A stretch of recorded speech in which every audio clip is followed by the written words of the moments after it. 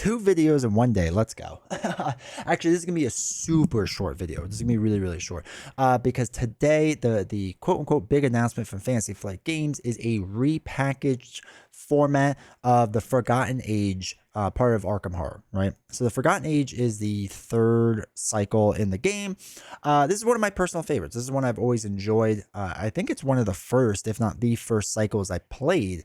So maybe there's some nostalgia attached to it for me as well. But it is a cycle that, from what I remember, I didn't get it when it first came out or anything, but I remember hearing about it, that people are very love-hate type of thing, right? There are scenarios that are super difficult, and there's scenarios that are super cool in it.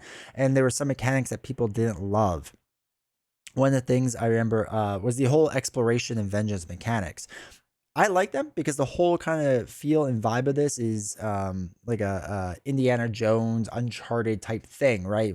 Maybe not Uncharted with the humor, but the exploration in the jungle kind of feel. And then it gets a little, Arkham horror-y toward the end, but it's still really cool. But they do have this whole explore mechanic, which basically that you create like a explore deck essentially, and then each explore ability indicates a particular type of thing you're trying to do. If the location is drawn, is put into play, and then you move to that location, right? And then that can kind of compound itself and create different things. Then your location is drawn, place it next to the deck, and then repeat until it is a successful location that you can draw. And then if it's a treachery, then it's not good, right? And that was kind of like the fun of it, but a lot of people didn't like that because it wasn't just like exploring, like bad things can happen as well. And I don't know if it's confusing per se, but your first time through, it's like a little rough to get used to it. So anyway, that was that mechanic. And the other one was a vengeance, which I thought was a fine mechanic. I think some people didn't like it, if I remember. But it's like the opposite of victory, right? So when an encounter card has Vengeance X, X is overcome, or I'm sorry, with Vengeance X is overcome by investigators, it is stored in the victory display until the end of the scenario. However, unlike victory points, vengeance represents the awareness and animosity of the father of serpents, and it is generally a good idea to avoid occurring vengeance points whenever possible. So it's kind of this cool balance of what you're doing. Like, do I really want to defeat this? Do I want to do other things? Right? So when an enemy with vengeance is defeated, place that card in victory display. At the end of the scenario, take each location with vengeance X that is in play, revealed and has no clues on it, and place it in the victory display. As a treachery card with victory, put that in there. Cards with worth vengeance points are also not worth victory points, right? And you kind of just add up the vengeance points and different bad things happen.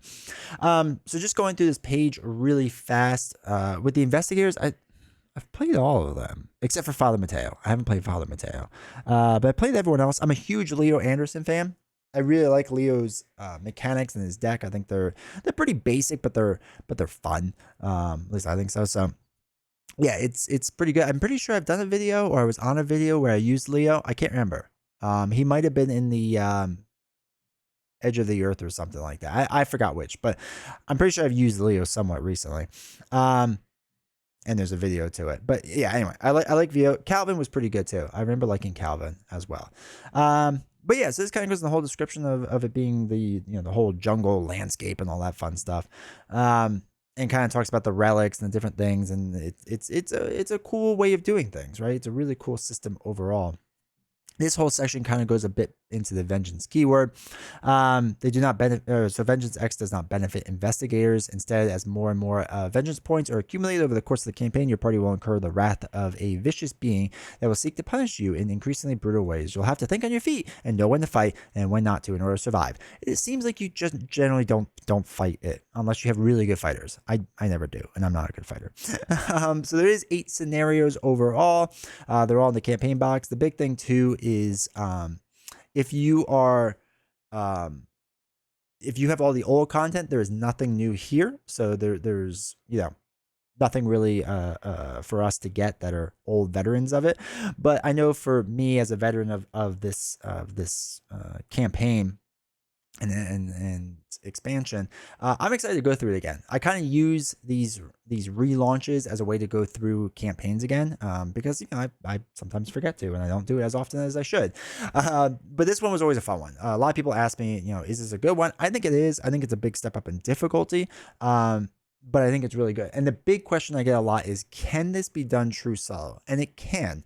It's hard, but it can be done. And I feel like this was one of the last, probably one of the last scenarios where it was really for a player my caliber, which is like an okay player, right, to be able to do this true solo. I feel like once you get past here, besides maybe the Dream Eaters, it's pretty tough to do things true solo. Now, again, if you're a better Arkham player than me, you could probably solo the whole thing doing true solo. But for me personally, I think for me, this was the last one where I really felt like I could do true solo, but it'd probably be better if I would have done it two-handed type of thing, if that makes sense. So anyway, I'm really excited for this. I'm excited that they're continuing this. Like I said, the Forgotten Age is really good. I know it was somewhat polarizing when it came out, and I'm happy that Fantasy Flight is kind of ignoring all that, and they're just going in order, right? So hopefully that's a good thing moving forward for everyone. So anyway, yeah, like I said, really quick video because there isn't much to go about because all this content's already out. But I just want to make a quick video so that everyone was aware of it. So if you could do me a huge favor, make sure you hit the like button, make sure you hit subscribe, and leave me a comment. Let me know, have you played this cycle before? And if you have, did you like it? Did you not like it? Are you going to come back to it? Or you're not? Or if you're a new player, are you going to dive into this one or maybe not? Let me know down in the comments, and I'll see you all next time.